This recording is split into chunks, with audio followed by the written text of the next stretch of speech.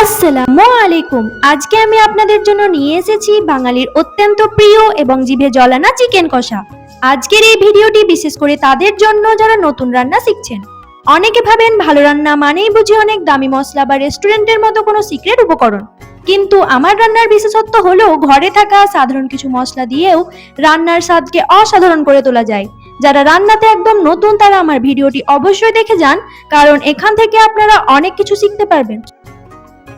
প্রথমে কড়াইতে পরিমাণ মতো তেল দিয়ে খুব ভালো করে গরম করে নিয়েছি। তেল গরম হতে এর মধ্যে দিয়ে দিলাম কুচানো পেঁয়াজ আর দুটো কাঁচা লঙ্কা চিড়ে। পেঁয়াজটা ততক্ষণ ভাজতে হবে যতক্ষণ না একটা সুন্দর হালকা লাল বা গোল্ডেন ব্রাউন কালার হচ্ছে। পেঁয়াজ ভাজা হলে এর মধ্যে আমি একে একে সব গুঁড়ো মশলা দিয়ে দেব। দিয়ে দিচ্ছি নুন, হলুদ, জিরে গুঁড়ো আর ঝালের জন্য লঙ্কা গুঁড়ো, আর সুন্দর রঙের জন্য দিলাম কিছুটা কাশ্মীরি লাল লঙ্কার গুঁড়ো এবং সবশেষে আদা রসুনের পেস্ট। এবার সব কটি মশলা বেশ কিছুক্ষণ খুব ভালোভাবে কষিয়ে নিতে হবে। মশলাটা যখন খুব ভালোভাবে কষানো হয়ে যায় তখন এর মধ্যে আমি দিয়ে দিচ্ছি 300 গ্রাম মতো চিকেন। মশলার সাথে মাংসটাকে আমি অনেকক্ষণ ধরে কষাবো যাতে মশলার কোনো কাঁচা গন্ধ না থাকে। একটা বিষয় খেয়াল রাখবেন, মাংসটা কষানোর মাঝে মাঝে আমি খুব সামান্য পরিমাণ জল ছিটিয়ে দিচ্ছি। এটা আমি কেন করছি?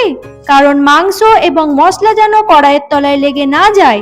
যারা নতুন রান্না করছেন তারা মনে রাখবেন ধৈর্য ধরে অল্প অল্প জলের ছিটে দিয়ে মাংস কষাতে হয়। এতে মশলার স্বাদ হাড়ের একদম ভেতর পর্যন্ত পৌঁছায় এবং মাংসটা খেতেও খুব জুসি হয়। আমি বেশ কিছুক্ষণ সময় নিয়ে মাংসটা কষিয়ে নিচ্ছি। মাংসটা খুব ভালোভাবে কষানো হয়ে গেলে এবং যখন দেখবেন মশলা থেকে তেল ছেড়ে দিয়েছে তখন পরিমাণ মতো জল দিয়ে ঢাকা দিয়ে দেব। কিছুক্ষণ অপেক্ষা করব যাতে মাংসটা খুব ভালোভাবে সেদ্ধ হয়ে আসে।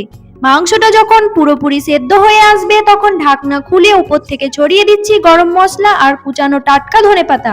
এবার একটু নাড়াচাড়া করে আবার কয়েক সেকেন্ডের জন্য ঢাকা দিয়ে দেব যাতে ফ্লেভারটা ভেতরে ভালোভাবে প্রবেশ করে। তৈরি হয়ে গেল আমাদের ঘরোয়া চিকেন কষা। নতুন রাঁধুনিরা আমার এই পদ্ধতি ফলো করলে প্রথমবারেই বাজিমাত করতে পারবেন। ভিডিওটি ভালো লাগলে পাশে থাকবেন। দেখা হবে পরবর্তী কোনো নেক্সট ভিডিওতে। সবাই ভালো থাকবেন, সুস্থ থাকবেন। আল্লাহ হাফেজ।